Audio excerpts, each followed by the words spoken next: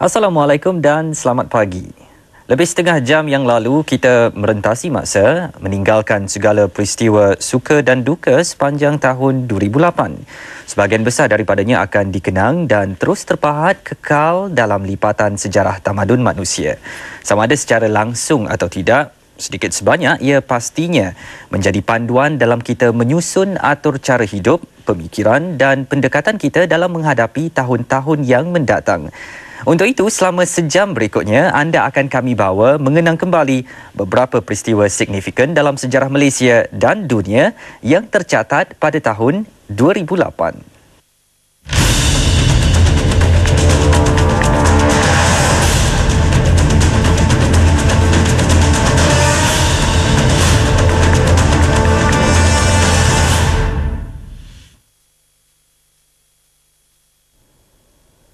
Tahun 2008 menyaksikan alam sekali lagi memberi mesej yang jelas dalam memperingatkan manusia agar tidak alpa akan kekuasaannya.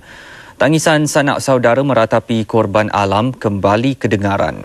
3 kejadian tanah runtuh yang meragut 7 nyawa dalam masa kurang 2 minggu cukup untuk melabuhkan tirai 2008 dengan penuh kepiluan. Mungkinkah kali ini ia akan jadi pengajaran?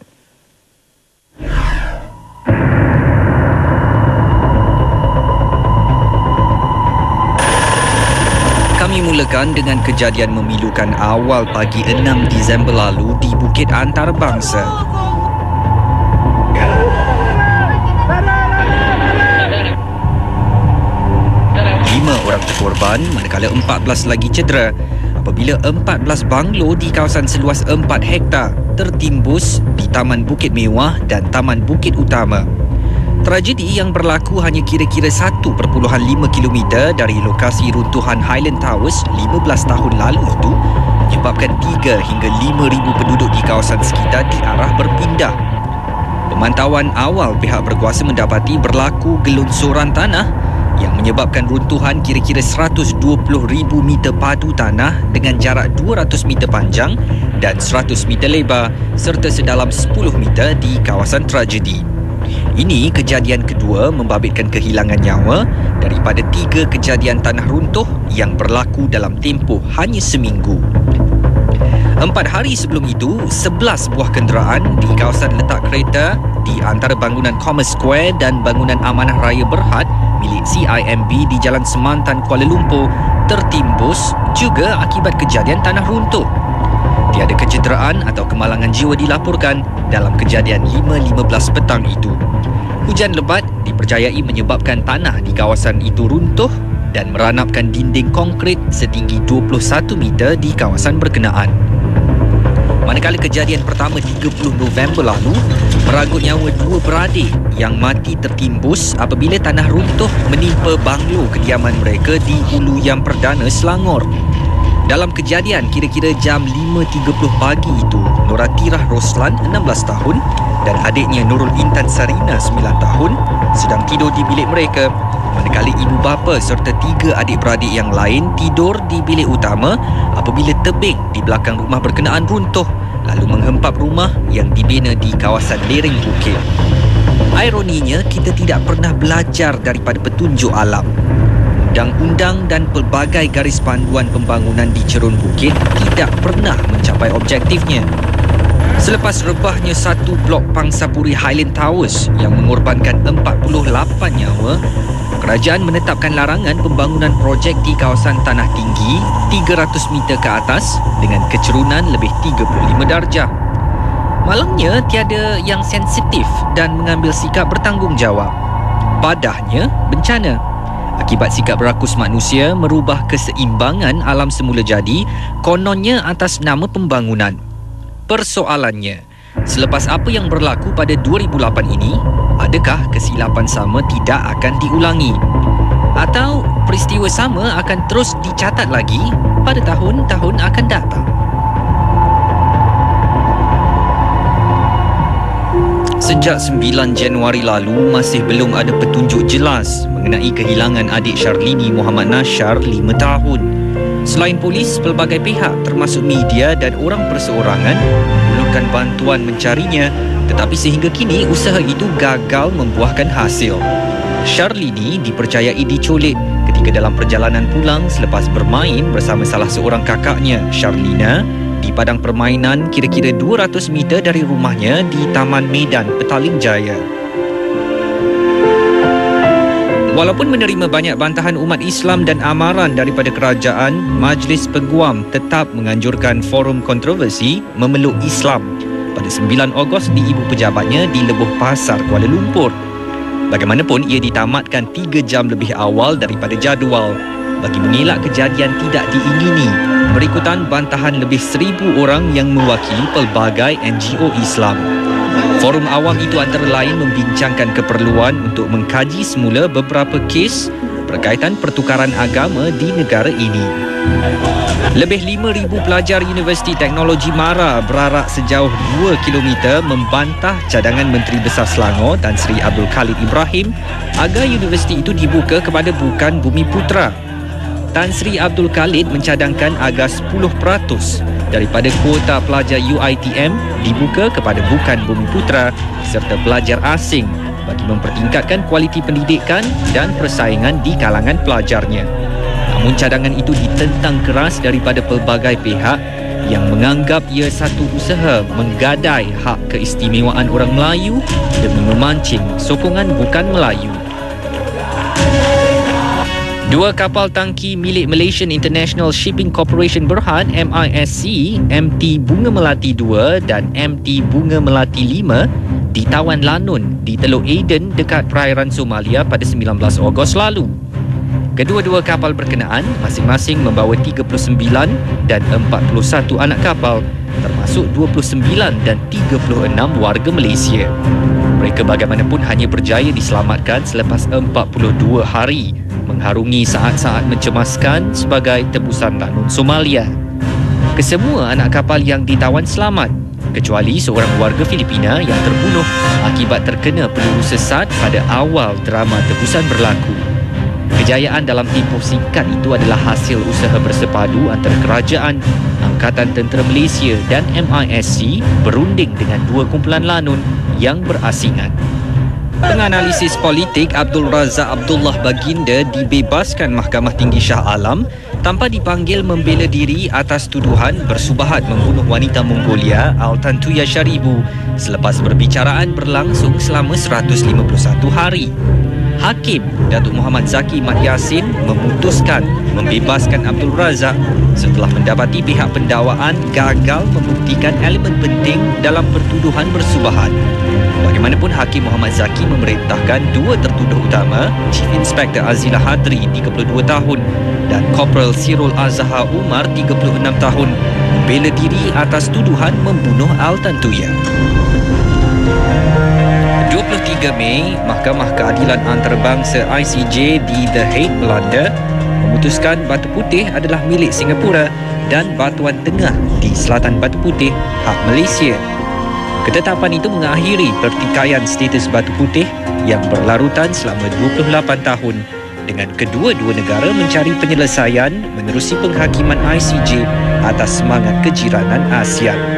Kedaulatan Pulau Batu Putih biarpun dari sudut sejarah adalah milik Kesultanan Johor berdasarkan surat balasan pemangku setiausaha Kerajaan Negeri Johor pada 1953 yang menyebut Johor tidak menuntut hak milik ke atas Petra Branca atau Pulau Batu Putih. Status satu lagi bentuk maritim iaitu South Ledge atau Tubir Selatan akan menjadi milik negara di perairan mana pulau itu terletak dan ini membawa kepada satu lagi perebutan apabila Singapura berura-ura menuntut kawasan perairan wilayah dan zon ekonomi eksklusif EEZ sekitar Batu Putih. Dengan tuntutan itu, Tubir Selatan akan berada dalam perairan Singapura. Bukan sahaja di Malaysia, bermula detik awal hingga akhir tahun, masyarakat dunia terus menjadi saksi catatan impak kealpaan manusia. Tidak hanya terhenti di negara terbabit, setiap peristiwa membawa kepada rantaian kesan, baik atau sebaliknya, kepada negara lain.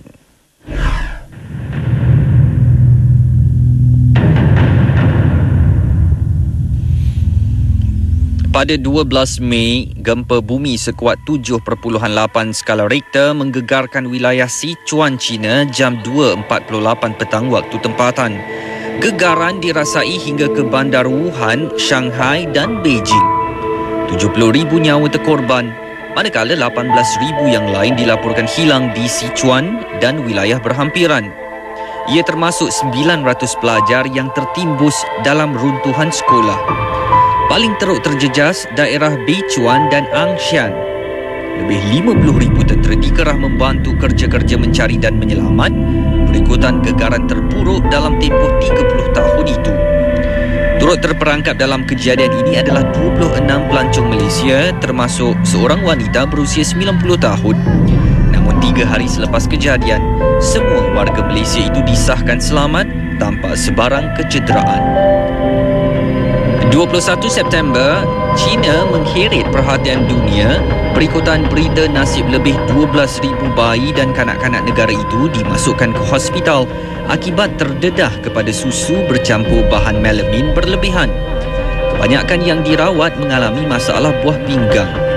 Jumlah itu tidak termasuk puluhan ribu lagi yang menderita masalah sama. Sekurang-kurangnya 6 mangsa dilapor meninggal dunia. Negara-negara pengimport bahan tenusu China pantas bertindak menghentikan kemasukan produk dari negara tanah besar itu. Tidak terkecuali Malaysia yang mengharamkan import makanan mengandungi susu tepung dan menghapuskan mana-mana produk dicemari melamin seperti biskut dan gula-gula. Sebagai langkah bertanggungjawab, China bertindak mengawal penggunaan melamin dan menempatkan ribuan petugas pemantau di kilang-kilang produk tenusu. Menjelang akhir Disember, biarpun jumlahnya mulai berkurangan, masih ada ratusan bayi bangsa melamin terlantar di beberapa hospital China. Lewat malam Rabu 26 November, detik permulaan apa yang disifatkan sebagai tragedi 11 September India. Serangan menggemparkan itu begitu terancang dengan 10 kawasan strategik menjadi sasaran. Hotel Taj Mahal, Hotel Oberoi Trident, stesen kereta api Chhatrapati, hospital dan ibu pejabat Yahudi tiba-tiba bingit dengan bunyi tembakan manakala orang ramai bertempiaran panik. Kumpulan tidak dikenali Deccan Mujahideen dihebah sebagai pelaku serangan dengan menjadikan pelancong asing khususnya dari barat sebagai sasaran. Ratusan penghuni hotel terperangkap sebagai tebusan. Detik-detik dramatik ini berlarutan 4 hari. Operasi unit komando menyelamatkan mangsa tidak terlepas dari fokus media antarabangsa. 29 November, pertempuran berakhir jam 8 pagi setelah baki pengganas di Hotel Taj Mahal berjaya ditumpas. Kesudahannya, 195 mangsa terbunuh. 22 daripadanya warga asing, termasuk seorang dari Malaysia, Hema Kasipilay. Hampir 300 yang lain cedera. 12 anggota pengganas mati, sementara seorang lagi ditahan. Malangnya, episod berdarah ini tidak hanya mengkucar-kacirkan India, tetapi turut mengheret imej negara luar.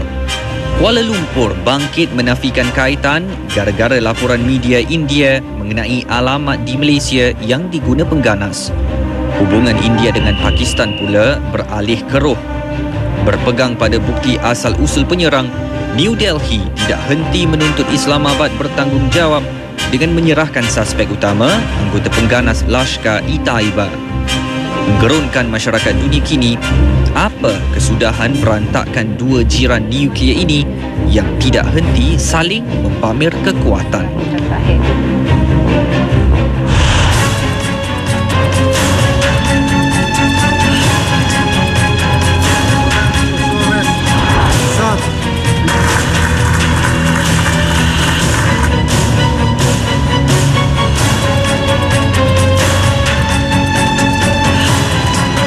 원이면 주디아 원이면 소야 포용료 자유 좀 자와리 살라비 내나 원이 좀 내과냐디 레벨에 보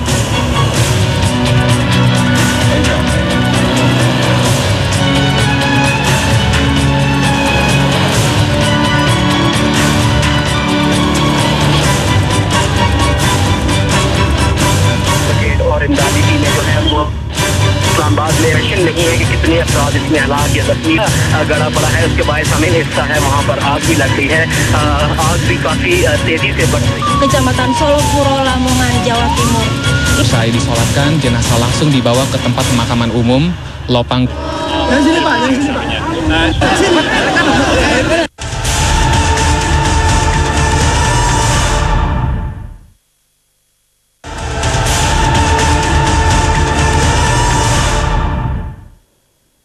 Bertemu kembali. Di sebalik pelbagai kisah, pentas politik dunia tidak ketinggalan memberikan warna kepada tahun 2008. Pergolakan dan kemelut dalaman yang menyaksikan pemimpin dan ketua negara silih berganti.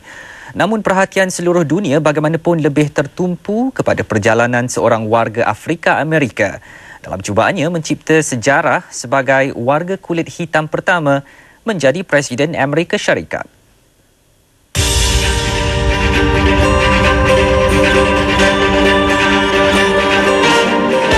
4 November, sejarah terukir dalam arus politik Amerika Syarikat, negara barat yang begitu berpengaruh terhadap apa jua senario antarabangsa.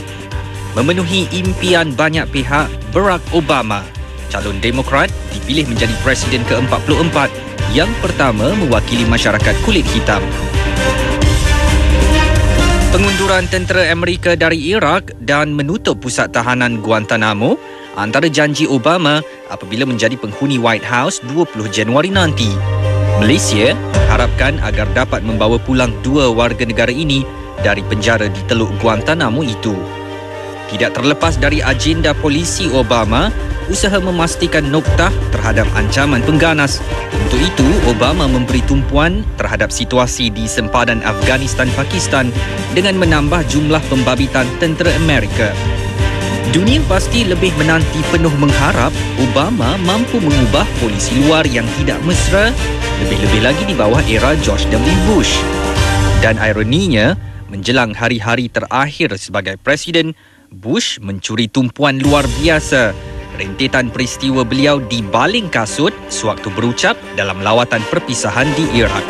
Insiden itu turut diraikan di seluruh dunia. Lain pula di Thailand yang terus dilanda kemelut politik yang berlarutan. Menjadi identiti kini, perbalahan kelompok pemimpin dicerminkan menerusi gerakan jalanan masyarakat umum setelah tentera mempamer kuasa menundukkan Thaksin Shinawatra pada 2006. Maka terjadilah pertembungan antara puak anti kerajaan proksi Thaksin, PAD, dan golongan penyokong bekas Perdana Menteri itu, UDD.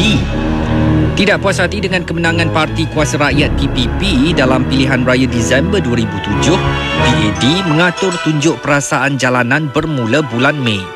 Rumah kerajaan diserbu, membawa kepada perbicaraan Mahkamah Agung bersabit kes menerima bayaran sebagai hos program masakan.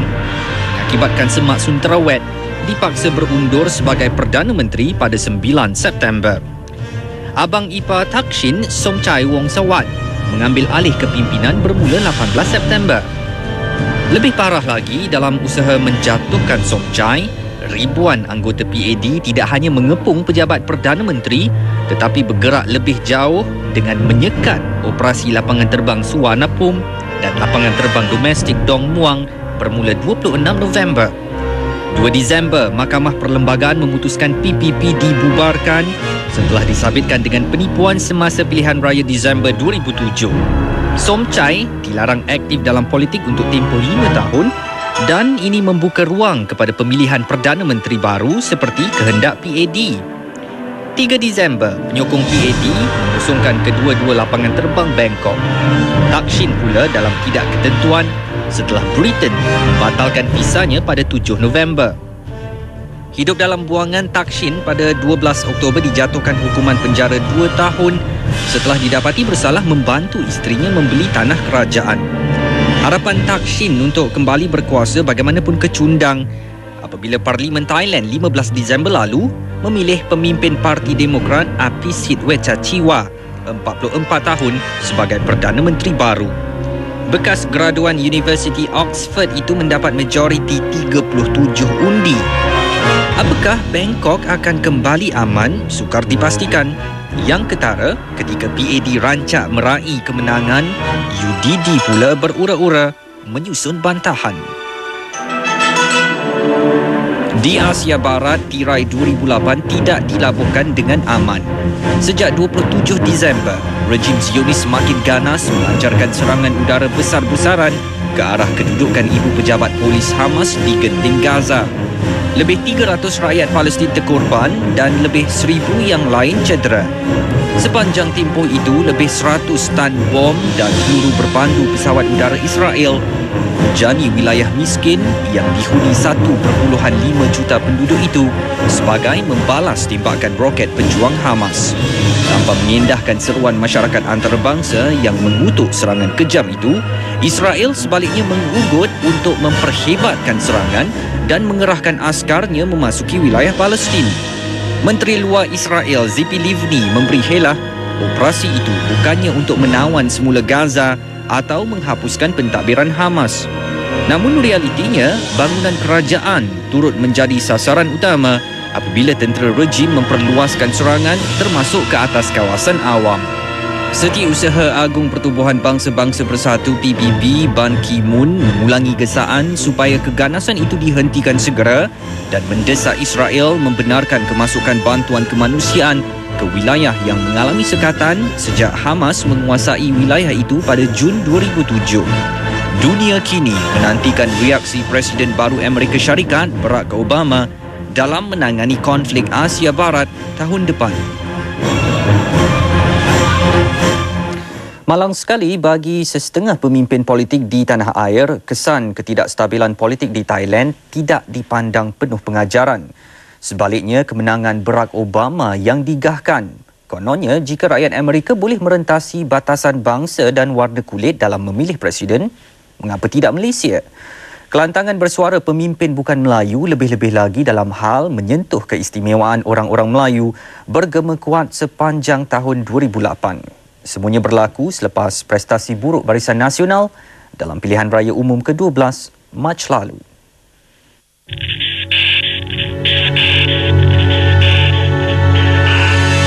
Tidak keterlaluan jika dikatakan pilihan raya umum ke-12 merupakan satu mimpi ngeri bagi Pakatan Pemerintah Barisan Nasional dalam tahun 2008. Ibarat yang dikejar tak dapat, yang dikendong keciciran. Ketika wang, tenaga dan masa dihabiskan kerana gairah dalam misi Padedoh untuk menyelamatkan Kelantan dan mempertahankan Terengganu, BN seolah-olah terlupa beberapa negeri panas mengikut perkiraan bekas Menteri Keuangan Tun Daim Zainuddin. Akibatnya bukan sahaja pembangkang kembali memperkukuhkan genggaman mereka terhadap Kelantan, malah Kedah, Perak dan Selangor turut dirampas. Paling tersungkur, Gerakan dan MCA yang menerima penangan maut parti DAP yang berjaya merealisasikan impiannya yang sekian lama tertangguh untuk membentuk kerajaan di Pulau Pinang. Turut menerima padah MIC yang menyaksikan beberapa pemimpin tertingginya termasuk Presiden Datuk Seri S. Sami Velu dan Naib Presidennya Datuk S. Vera Singgam tumbang. Itu belum lagi dikira negeri-negeri yang menjadi kubu kuat BN yang berjaya ditembusi lawan meski tidak ditawan sepenuhnya. Entah di mana silapnya, BN yang selama ini selesa dengan majoriti 2/3 hanya menang majoriti mudah. Itu pun hanya dicapai menjelang dini hari 9 Mac. Kegagalan dalam PRU 12 memberikan impak yang besar dalam BN. Tidak kurang yang menyalahkan Perdana Menteri Datuk Seri Abdullah Ahmad Badawi yang dikatakan terlalu awal mengumumkan pembubaran Parlimen, sedangkan Barisan Nasional masih diberikan mandat 13 bulan lagi untuk terus memegang tampuk pemerintahan. Keputusan Paklah dilihat dibuat ketika Barisan Nasional belum benar-benar bersedia berdepan pilihan raya. Mungkin ada betulnya kerana menjelang tarikh penamaan calon, isu senarai calon bagi Barisan Nasional belum benar-benar selesai. Malah calon-calon yang disenaraikan pula dikatakan tidak disukai pengundi atas pelbagai alasan seperti orang luar, memiliki rekod buruk dan sebagainya. Prestasi Barisan Nasional sepanjang 5 tahun memerintah dan sikap berlembut Paklah dalam beberapa hal turut dipersoalkan. Justru, ramai yang mendakwa gelombang tsunami politik yang melanda negara melalui PRU 12 bukanlah berlaku kerana rakyat sukakan ideologi pembangkang. Sebaliknya kerana bosan dengan lorekan politik yang dilakar Barisan Nasional.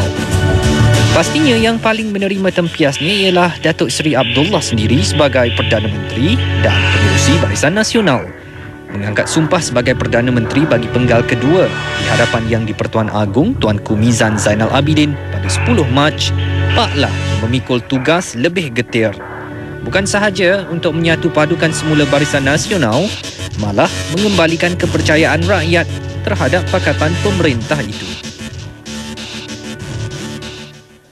Akibat kegagalan Barisan Nasional dalam PRU12, Datuk Seri Abdullah sebagai teraju parti menerima kecaman dan kritikan teruk bukan sahaja daripada para penyokong pembangkang, malah dari dalam Barisan Nasional sendiri.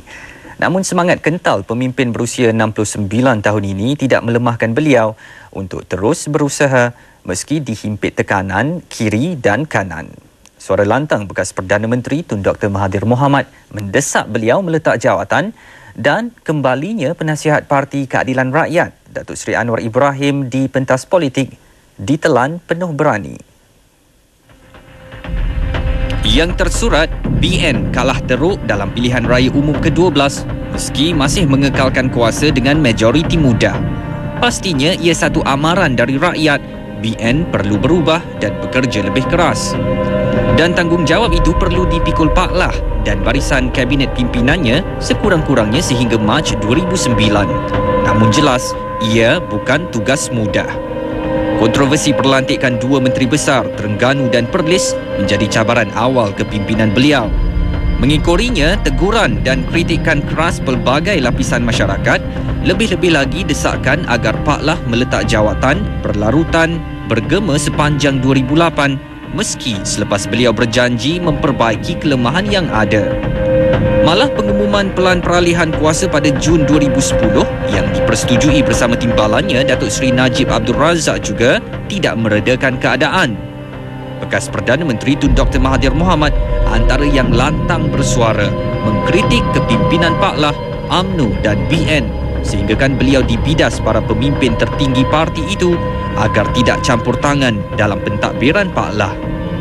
Dan tanggal 19 Mei mungkin tidak akan dilupakan rakyat Malaysia amnya dan ahli UMNO khasnya apabila negarawan paling disegani itu mengejutkan seluruh negara dengan mengumumkan keluar dari UMNO.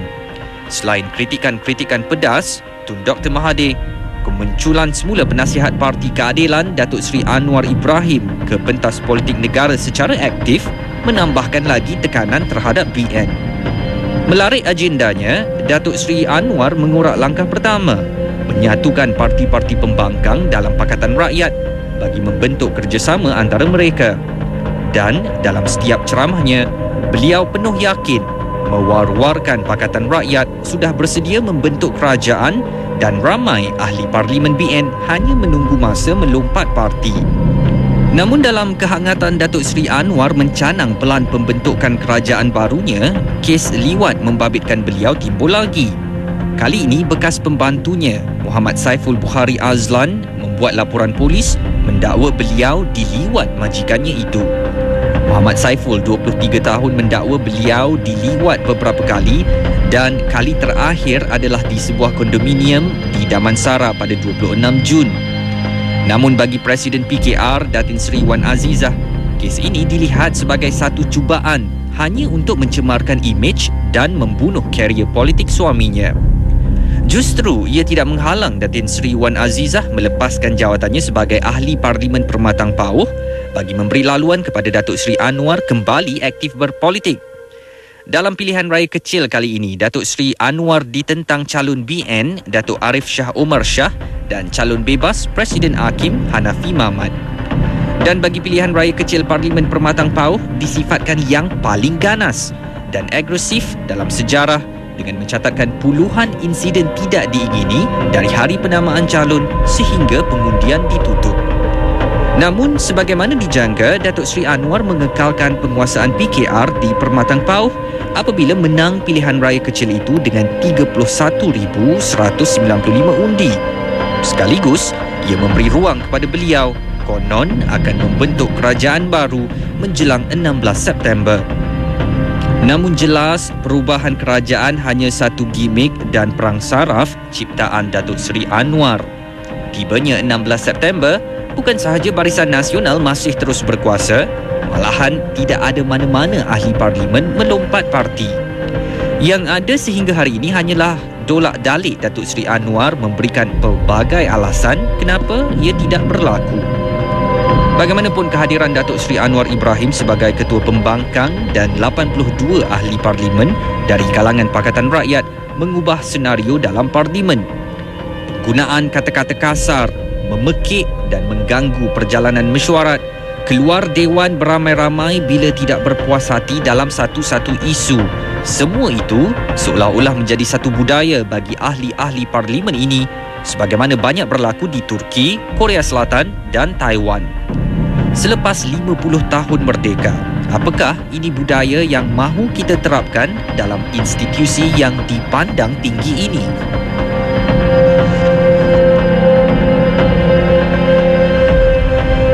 Datuk Ong Tee Kiat menempati ramalan apabila dipilih sebagai Presiden MCA yang baru menewaskan Datuk Chua Jui Meng pada pemilihan parti itu 18 Oktober lalu. Datuk Ong yang juga naik Presiden MCA memperoleh 1,429 undi, manakala Datuk Chua mendapat 917 undi dengan 22 undi rosak. Datuk Seri Dr. Chua Soy Lek pula mencipta kejutan apabila berjaya menewaskan 3 calon lain untuk memenangi jawatan timbalan Presiden. Bekas naik Presiden MCA itu memperolehi 1,115 undi untuk mengatasi Datuk Seri Ong Kah Chuan 1,001 undi, Datuk Donald Lim Siang Chai 209 dan Lee Hak Tek 10 undi. Kedua-dua jawatan Presiden dan timbalan Presiden MCA ditandingi selepas penyandangnya Datuk Seri Ong Kah Ting dan Tan Sri Chan Kong Choi membuat keputusan tidak mempertahankannya pada pemilihan kali ini. Bagi jawatan naib Presiden, bekas Ketua Wanita MCA Datuk Dr. Ng Yen Yen mencatat sejarah apabila berjaya menduduki satu daripada 4 kerusi tersebut bersama Datuk Kong Choh Ha, Datuk Liao Tong Lai dan Tan Kok Hong.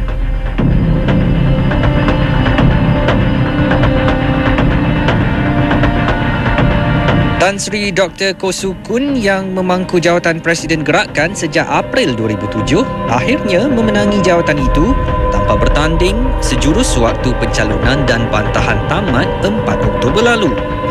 Dan pada pemilihan parti 11 Oktober, Datuk Chang Ko Yun muncul timbalan Presiden, manakala naib Presidennya terdiri daripada Datuk Mas Yu Kiong, Datuk Dr. S. Wijayaratnam dan Huan Cheng Buan.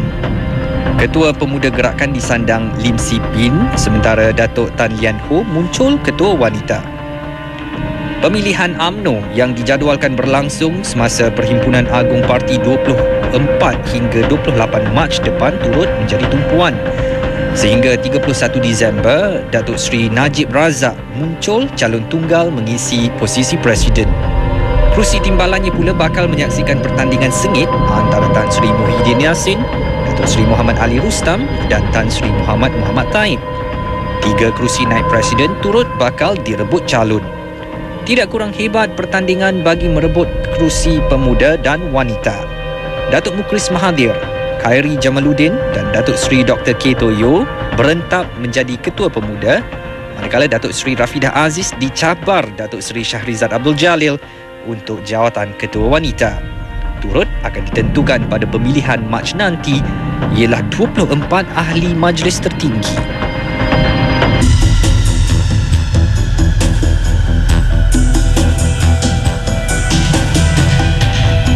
Menteri Kesihatan yang juga naib Presiden MCA Datuk Seri Chua Soy Lek membuat pengakuan terbuka beliau adalah orang yang terbabit dalam aksi hubungan seks bersama seorang wanita yang salinan DVD perlakuan itu diedarkan secara meluas di Johor penghujung 2007. Keesokan harinya, beliau bertindak meletakkan semua jawatan di dalam parti, kabinet dan ahli parlimen labis berkuat kuasa serta-merta. Adun Tenggaruh Datuk S. Krishnasamy mati ditembak di dalam lift bangunan MIC Johor di Jalan Segit. Mayat Krishnasamy, 62 tahun, yang berlumuran darah, ditemui dalam keadaan tertiarap di dalam lift dengan kesan tembakan di bawah mata kirinya. Kejadian itu berlaku ketika mangsa yang juga timbalan pengerusi MIC Johor mahu ke tingkat 2 bangunan berkenaan untuk menghadiri mesyuarat Badan Perhubungan MIC Johor. Muhammad Saiful Bukhari Azlan mengutarakan janjinya bersumpah laknat mubahalah mengikut syariat Islam bagi membuktikan kebenaran dakwaan dirinya diliwat oleh Datuk Seri Anwar Ibrahim. Dalam upacara yang berlangsung di Dewan Solat Utama Masjid Wilayah Persekutuan Jalan Duta, Muhammad Saiful, 23 tahun, melafazkan sumpah dengan disaksikan bapanya Azlan Muhammad Lazim dan salah seorang imam masjid itu Ramlang Porigi. Dua exco kerajaan negeri Perak, Jamaluddin Muhammad Razi, 52 tahun dan Kapten Besara Muhammad Osman Muhammad Jailu, 57 tahun, mengaku tidak bersalah di Mahkamah Session Ipoh atas tuduhan meminta dan menerima rasuah untuk mempercepatkan kelulusan permohonan bagi membangunkan tanah seluas 36 hektar bernilai 180 juta di Seri Iskandar. Datuk Zaid Ibrahim, Menteri di Jabatan Perdana Menteri, meletak jawatan ekoran kenyataannya yang mengkritik penggunaan ISA dalam menahan 3 individu. Datuk Zaid kemudiannya dipecat daripada BN selepas tokoh politik itu didapati menghadiri perhimpunan parti pembangkang. Pemecatan berkenaan tidak boleh dirayu. Parti Maju Sabah SAPP memutuskan untuk keluar dari Barisan Nasional selepas 3 bulan mengisytiharkan hilang kepercayaan terhadap kepimpinan Perdana Menteri dan bersedia menyokong undi usul tidak percaya terhadap beliau di Dewan Rakyat. Ekoran itu, wakil rakyatnya bertukar peranan, bertindak sebagai pembangkang di Dewan Undangan Negeri dan di Parlimen sebagai wakil bebas. Atas desakan ahli-ahli UMNO, proses peralihan kuasa Perdana Menteri Datuk Seri Abdullah Ahmad Badawi kepada timbalannya Datuk Seri Muhammad Najib Razak yang sebelum ini dirancang dilakukan pada Jun 2010 dipercepatkan pada Mac tahun depan. Menurut Perdana Menteri, keputusan untuk berundur dibuat kerana beliau tidak mahu melihat UMNO dan Barisan Nasional berpecah belah. Ia juga ekoran daripada prestasi buruk BN pada pilihan raya umum ke-12 8 Mac lalu apabila BN kehilangan banyak kerusi kepada parti pembangkang termasuk 5 negeri yang kini dikuasai Pakatan Rakyat.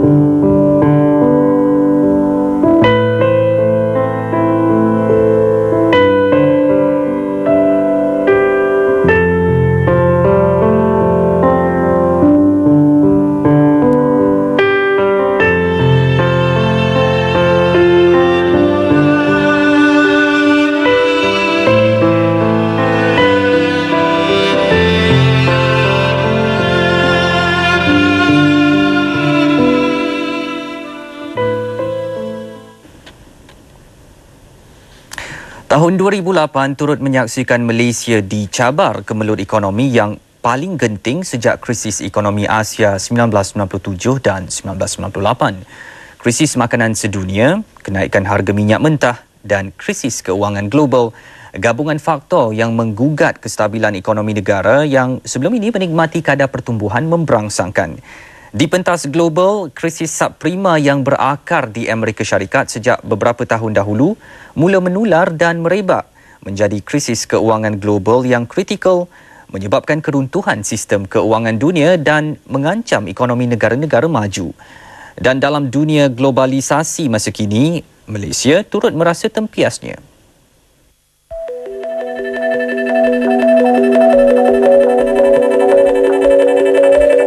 Awal 2008, harga minyak mentah dunia melonjak naik.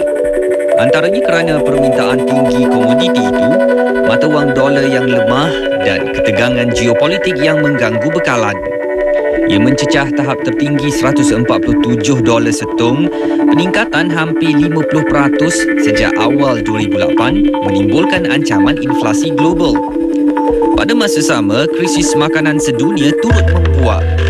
Susulan kenaikan harga minyak, permintaan bahan makanan yang melonjak digabung kekurangan bekalannya menyebabkan harga makanan naik purata 40% sejak pertengahan 2008 sehingga mencetuskan pemberontakan di Caribbean, Afrika dan Asia.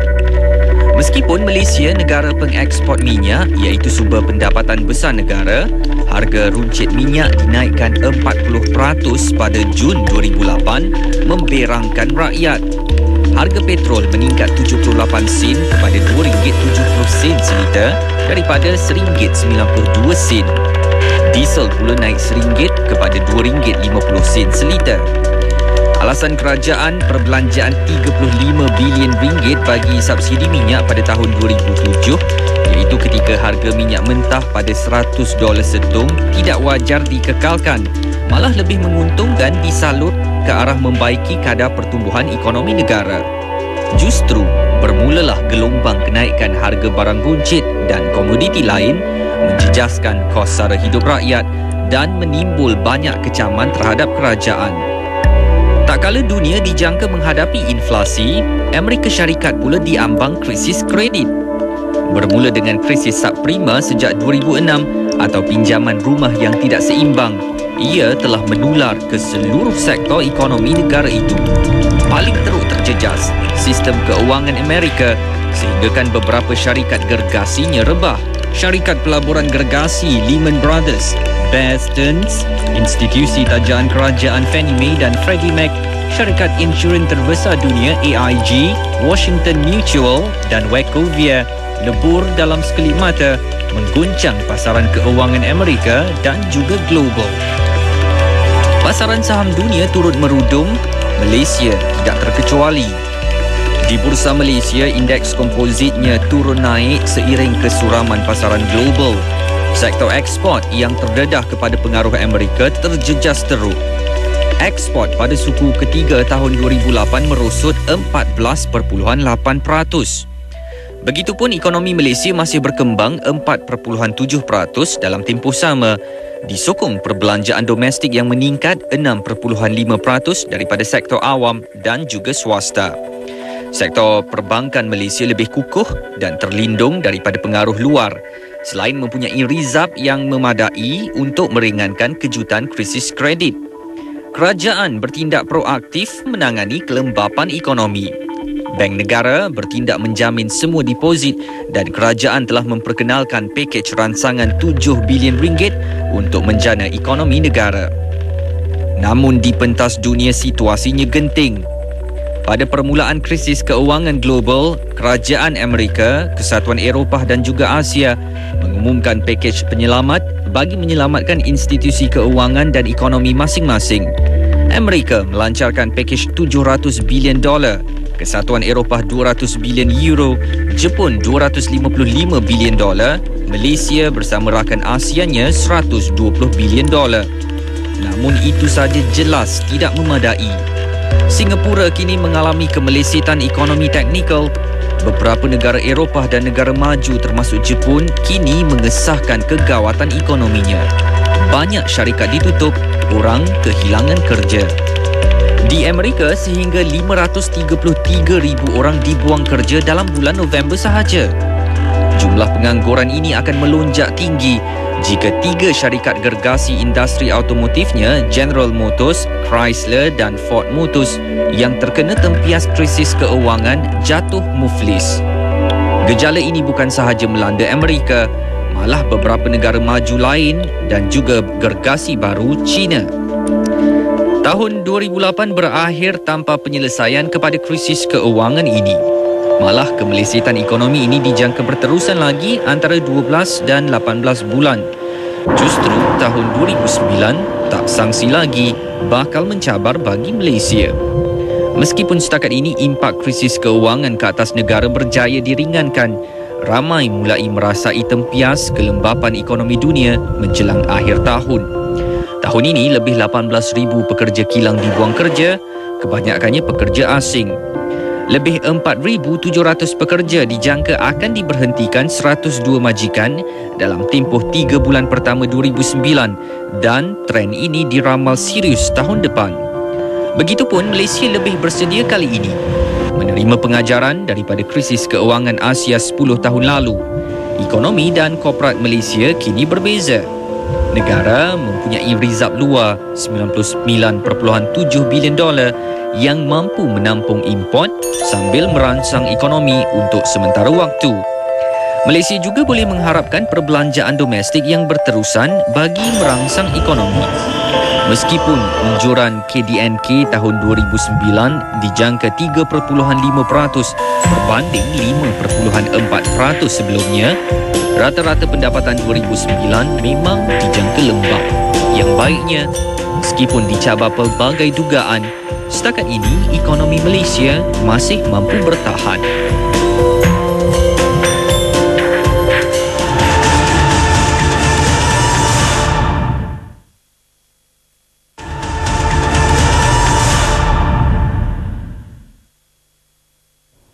Lee Chong Wei dan Nicole and David, mungkin kedua-duanya tidak memegang raket yang sama, namun mereka mempunyai persamaan yang agak ketara.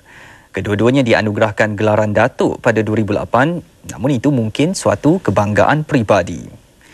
Yang paling penting dan membanggakan negara pula, kedua-dua atlet muda itu kini berada di persada tertinggi dunia dalam bidang sukan masing-masing. Selain badminton dan squash, kami paparkan kepada anda peristiwa sukan yang turut mencuri tumpuan sepanjang tahun 2008.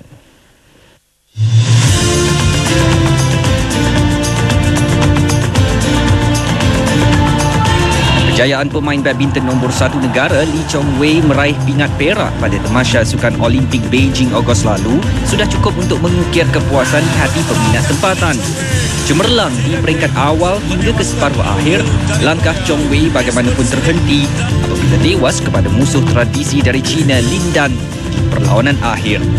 Ekoran pencapaian itu, Chong Wei bukan sahaja terima ganjaran RM300,000 serta pencen bulanan RM3,000 mulai 1 September, malah beliau turut dianugerahkan gelaran Datuk daripada Yang di-Pertua Negeri Pulau Pinang.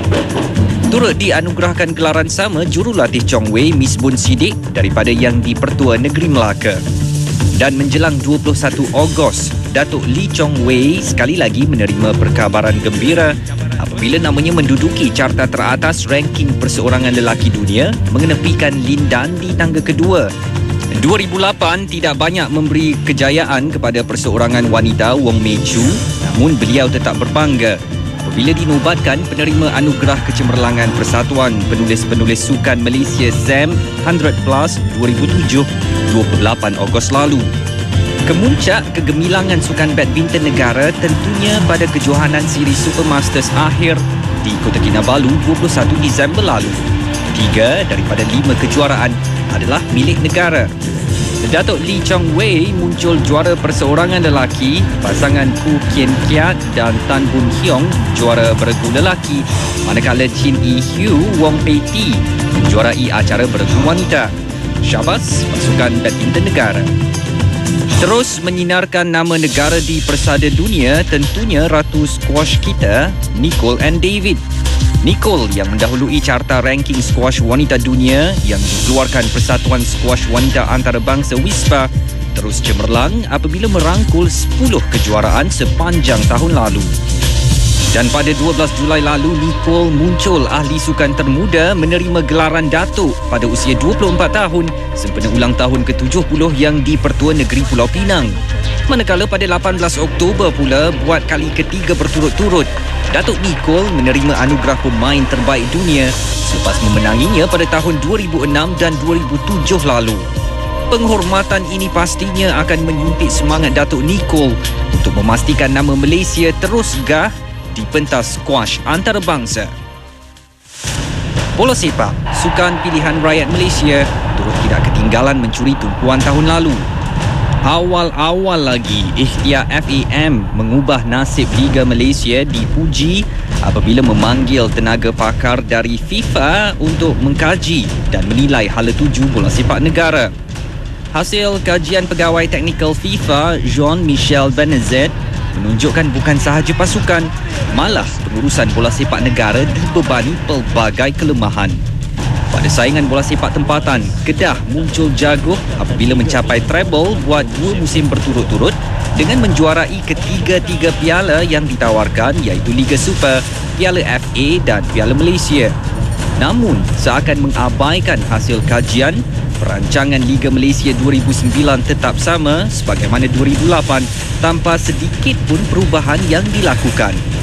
Malah FAM seolah tampak yakin dengan persembahan pemain tempatan apabila bertindak pula membekukan pemain import. Rasionalnya ialah kehadiran pemain import tidak membantu perkembangan bola sepak Malaysia. Namun kejayaan menjuarai Pesta Bola Merdeka seakan menampakkan negara berada pada landasan terbaik ke arah pemulihan prestasi. Berikutan kemenangan itu, ranking Malaysia melonjak kepada 154 daripada 164 pada awal tahun.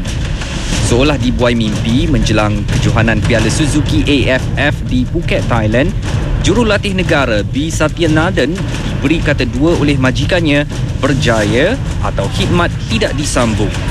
Sekalipun membariskan kombinasi pemain terbaik negara, Malaysia gagal beraksi cemerlang secara konsisten, menang ke atas Laos tetapi tewas kepada Vietnam dan Thailand.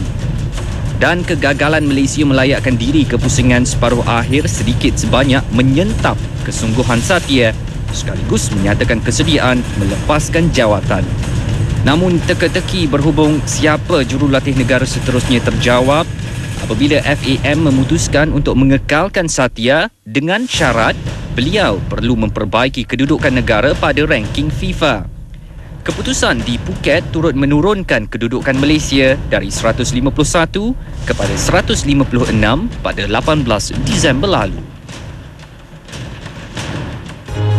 Tamasya terbesar pada tahun 2008 pastinya Sukan Olimpik edisi ke-29 di Beijing yang berlangsung dari 8 hingga 24 Ogos.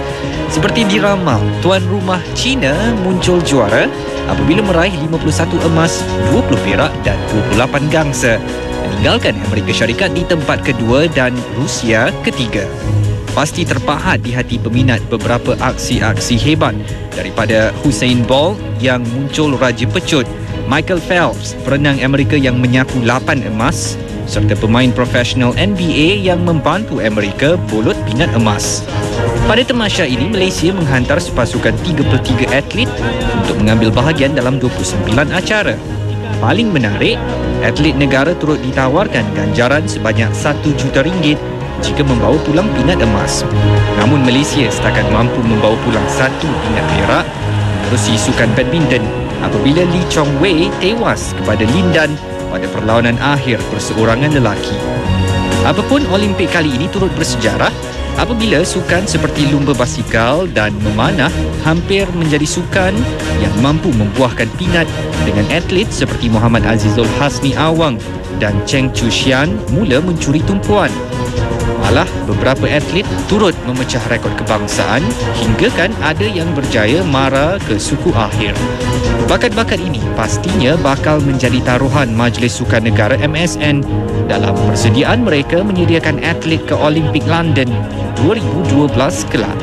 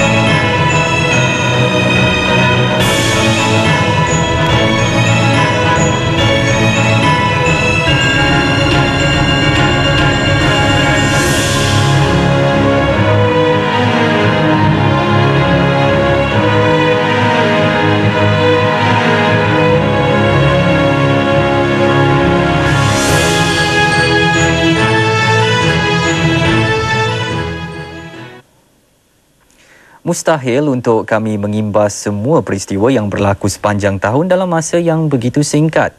Namun diharapkan apa yang dipaparkan sepanjang sejam kita bersiaran tadi boleh dijadikan kenangan dalam mengharungi liku-liku hidup yang mendatang. Yang baik kita ambil sebagai teladan dan yang buruk kita bataskan sebagai sempadan. Semoga kedatangan Tahun Baru 2009 membawa lebih rahmat, kemakmuran dan keselamatan bagi seluruh warga Malaysia. Selamat Tahun Baru daripada kami, Warga Kerja Malaysia 2008.